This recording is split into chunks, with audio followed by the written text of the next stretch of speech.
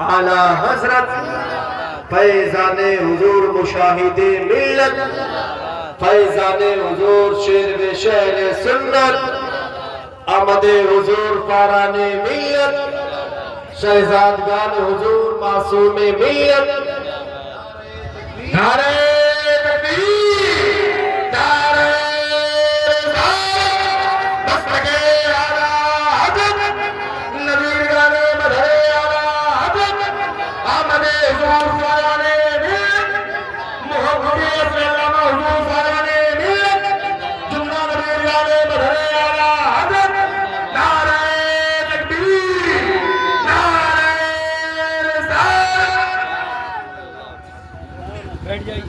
بیٹھ جائیے آپ لوگ جلدی جلدی اپنی جگہ پر، جو جہاں بیٹھا تھا وہیں پر بیٹھے اور درود پاک کا نذرانہ پھر سے ایک مرتبہ پیش کر لیں۔ اللہم صلی علی سیدنا و نبینا شفیعنا مولانا محمد وعلی الجود والکرم وآلہ الکرام وابنہ الکریم وبارک وسلم، صلاۃ و سلام علیک یا رسول اللہ، صلاۃ و سلام علیک یا حبیب اللہ صلی اللہ تعالی علیہ وسلم۔ میں آپ لوگوں کو کیا بتا رہا تھا؟ میں یہی بتا رہا تھا جو آج سے تقریباً 70 سال پہلے میرے دادا جان حضور شیر سنت نے ان علاقوں کو بتایا تھا۔ میں آپ کو کیا بتا رہا تھا؟ میں وہی بتا رہا تھا کہ جب یہاں کے راستے کچے ہوا کرتے تھے، جب یہاں پر سڑکیں نہیں ہوا کرتی تھی، اور مظہر اعلیٰ حضرت حضور شیر بے شہ اہل سنت بیل گاڑیوں سے سفر کیا کر کے، بیل گاڑیوں سے چل کر کے آپ کو بتا کر گئے تھے۔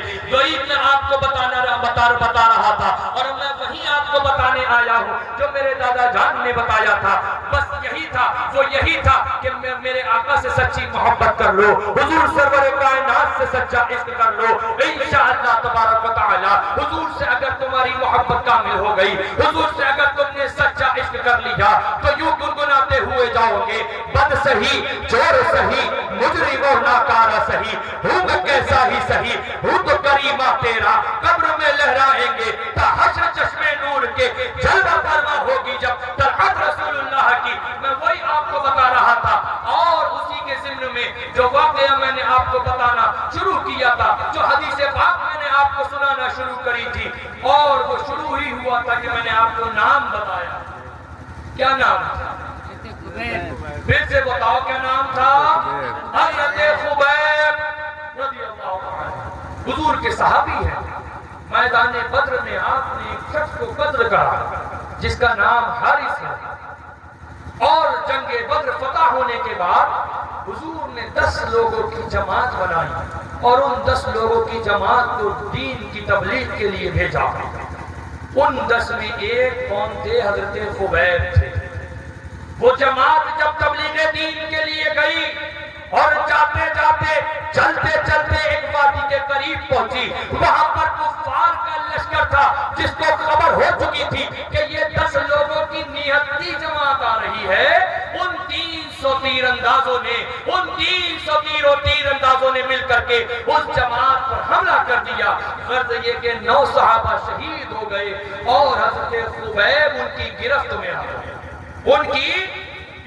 آ گئے، اب انہوں نے وہاں سے ان کو لینے کے بعد مکہ معظمہ پہنچے۔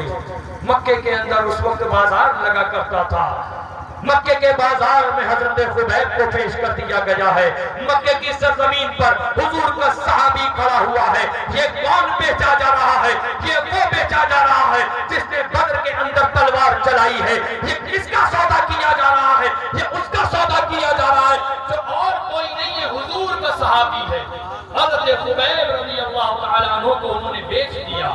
تو جب مکہ شریف کے بازار کے اندر انہوں نے حضرت خبیب کو بیچنے کے لیے کھڑا کرا، وہاں پر حارث کا بیٹا موجود تھا اس بازار میں۔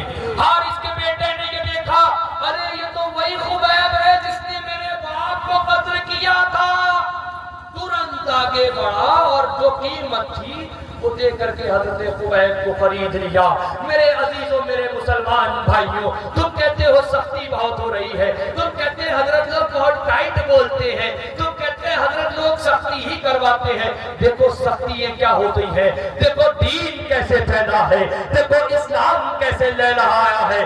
حضرت خبیب کو جب اس نے خریدا، حارث کے بیٹے نے حضرت خبیب کو خریدنے کے بعد غرض یہ ایک لمحے کے بعد مکہ معظمہ کے باہر ایک جگہ ہے جہاں پر مسجد عائشہ قائم ہے، وہیں پر پاس میں ایک ٹیلا تھا۔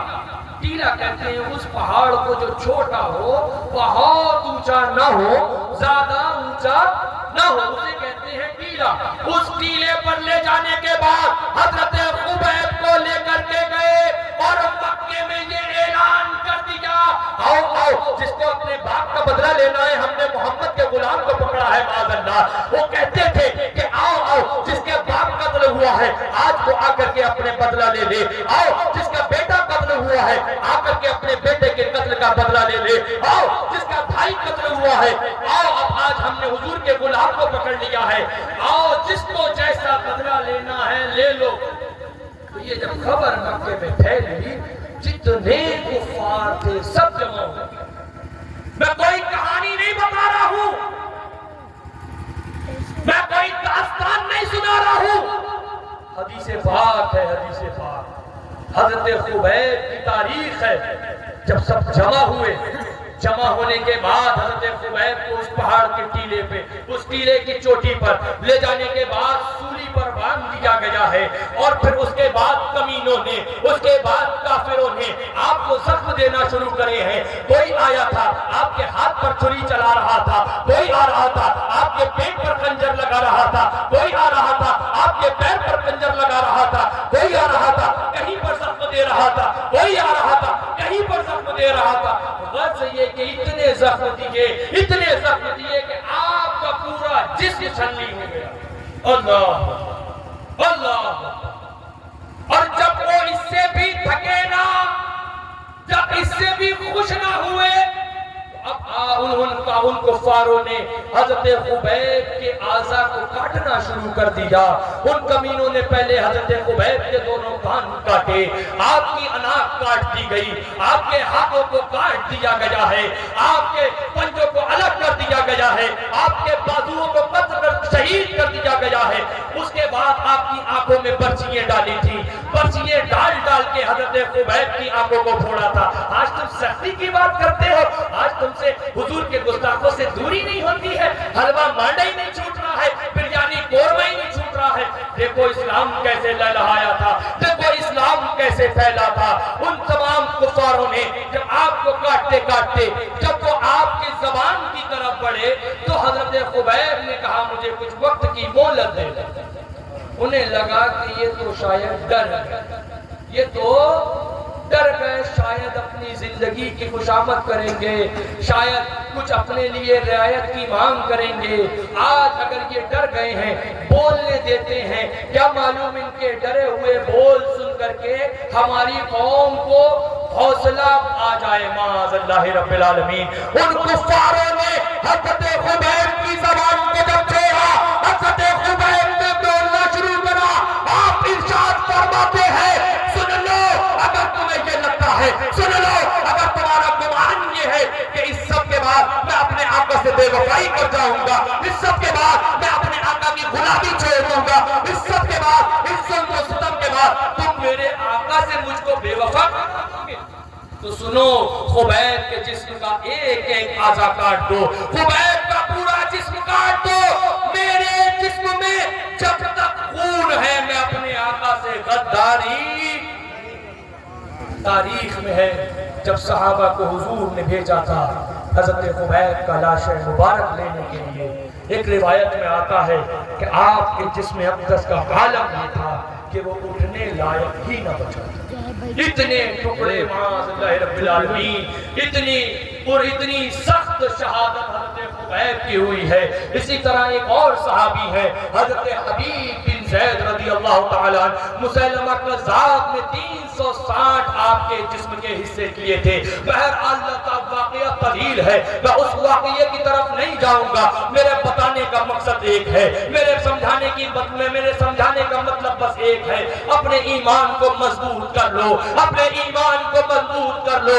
یہ وہابیوں دیوبندیوں گستاخان خدا و رسول جنہوں نے لکھا نبی مر کر مٹی میں مل گئے معاذ اللہ، جنہوں نے لکھا نبی اپنے پیٹ پیچھے کا علم نہیں رکھتے معاذ اللہ، جنہوں نے کہا جس کا نام محمد یا علی معاذ اللہ رب العالمین کسی چیز کے وہ مالک و مختار نہیں ہے، ان سے اپنے آپ کو دور کر لو، ان سے اپنے ایمان کو لو، ان سے اپنے جنازے صاف کر لو، ان سے اپنی محفلیں پاک کر لو، اور انشاءاللہ اگر تم اپنی محفلیں، اگر تم اپنا ایمان ان گستاخانے و خدا و رسول سے بچا کر کے لے گئے تو پھر جنت تم سے بچ کر کہیں نہیں جائے گی، پھر تو جنت تم سے بچ کر کے کہیں نہیں جا سکتی ہے۔ حضور کا فرمان ہے شفاعتی لأہل الکبائر، میری یہ شفاعت، میری شفاعت میری امت کے بڑے بڑے گناہگاروں کے لیے ہے۔ حضور نے جب خود ارشاد فرما دیا کہ میں بڑے بڑے گناہگاروں کی شفاعت فرماؤں گا تو میاں ہم تو پھر یوں گنگناتے ہیں بزبان اعلیٰ حضرت بعشق حضور شیر بے شہل سنت، بد سہی چور سہی مجرم و ناکارہ سہی، ہوں میں کیسا ہی سہی ہوں تو کریمہ تیرا، اپنے ایمان کی حفاظت کر لو، اپنے ایمان کو مضبوط کر لو، انشاءاللہ یہاں بھی بیڑا پار ہے اور انشاءاللہ میدان قیامت میں بھی بیڑا پار ہے۔ اعلیٰ حضرت کے شعر کو اس طرح سے گنگناتے رہو، انہیں جانا انہیں مانا، نہ رکھا غیر سے کام، للہ الحمد میں دنیا سے مسلمان گیا، استغفر اللہ ربی من کل ذنب واتوب الیہ وما علینا الا البلاغ۔ السلام علیکم۔